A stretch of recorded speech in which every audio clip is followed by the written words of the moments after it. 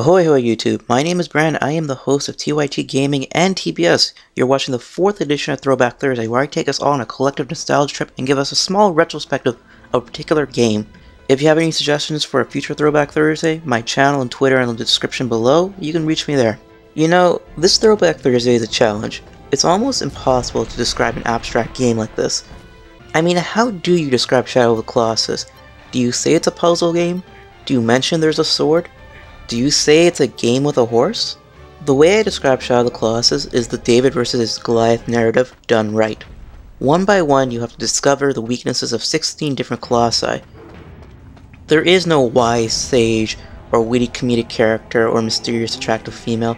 These conventions don't really exist in this game. It's you and your horse against these massive beings. For a reference point on the graphics, this game did come out in 2005 and 2006 for the PS2, to much critical acclaim by the way. A lot of people are split on the graphics because at first look, the color is almost sucked out. But in my opinion, this is the most beautiful PS2 game of all time. The sheer size of the colossi, the overworld, and the action going on at once all impress me even to this date.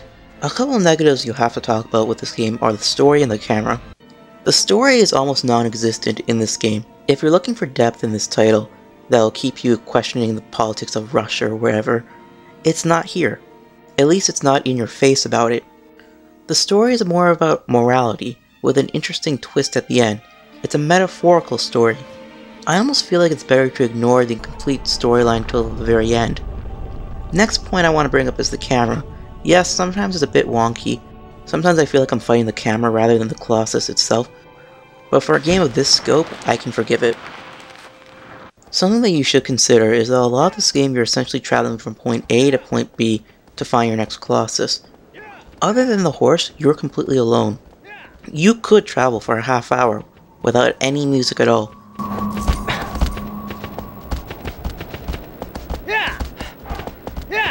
This is a rather risky move that a lot of developers probably wouldn't have done. On these Throwback Thursdays, I always like to give you guys a personal story about my relationship with the game. I played this game in late 2009, after owning it for some time.